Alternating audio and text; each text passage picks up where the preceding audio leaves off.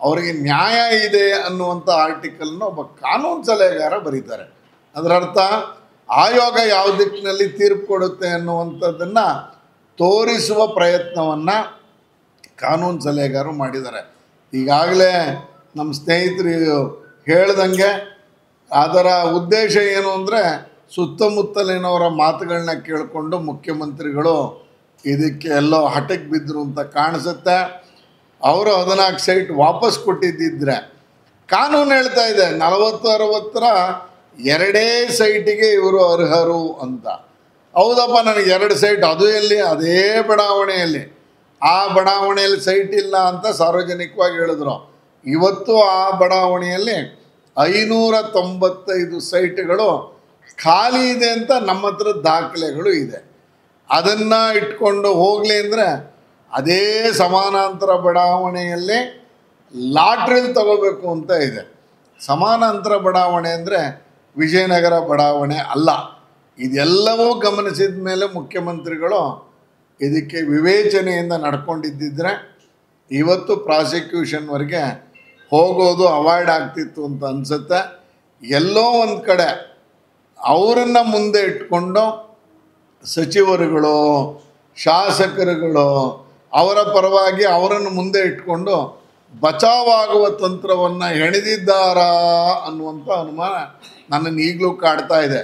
ಭೈರತಿ ಸುರೇಶ್ ಅವರು ಯಾಕೆ ಕಮಿಷನರನ್ನ ಸಸ್ಪೆಂಡ್ ಮಾಡಲಿಲ್ಲ?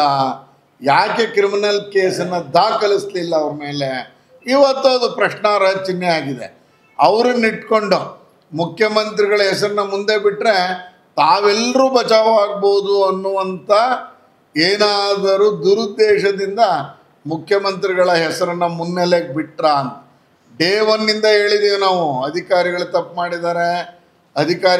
ಮಾಡಿದ್ದಾರೆ, ಇಷ್ಟೆಲ್ಲ ವ್ಯವಹಾರ ನಡೆದಿದೆ, ಅವ್ಯವಹಾರ ಆಗಿದೆ.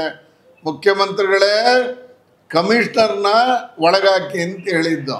ಆದರೆ ಅವರು ಕಮಿಷನರ್ನ ಒಳಗಾಕಕ್ಕೆ ಮೊದಲು ಅವರನ್ನು ರಕ್ಷಣೆ ಮಾಡುವಂಥ ಪಿತೂರಿ ಮಾಡಿದ್ರಿಂದ ನನಗನ್ಸುತ್ತೆ ಈ ಹಗರಣ ಇಲ್ಲಿ ತನಕ ಬಂದು ನಿಂತಿದೆ.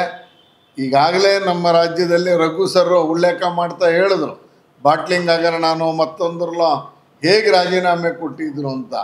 LKA ಅಂತ ಡೈರಿಲಿದೆ ಎನ್ನುವ ಕಾರಣಕ್ಕೆ ಲಾಲ್ ಕೃಷ್ಣ ಅಡ್ವಾಣಿಯವರು ಇದೊಂದು ದೇಗುಲ, ಪಾರ್ಲಿಮೆಂಟ್ ಒಳಗೆ ನಿರ್ದೋಷಿ ಆಗೋ ತನಕ ಒಳಗೋಗಲ್ಲ ಅಂತ ಮಾಡಿದಂಥ ನಾಯಕತ್ವದ ಪಾರ್ಟಿಯ ಒಳಗಿನ ಒಬ್ಬ ಶಾಸಕ. ನಮಗದು ಹೆಮ್ಮೆ ಇದೆ ಲಾಲ್ ಕೃಷ್ಣ ಅಡ್ವಾಣಿಯವರು.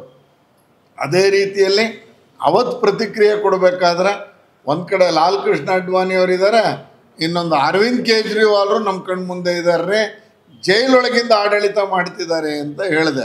ನಾನು ಸಿದ್ದರಾಮಯ್ಯನವ್ರನ್ನ ಜೈಲೊಳಗೆ ಹೋಗ್ತಾರೆ ಅಂತ ಹೇಳಲಿಲ್ಲ. ಆದರೆ ಅದಕ್ಕೆ ನನ್ನ ನಾಲಿಗೆ ಸಂಸ್ಕೃತಿ ಹೇಳುತ್ತೆ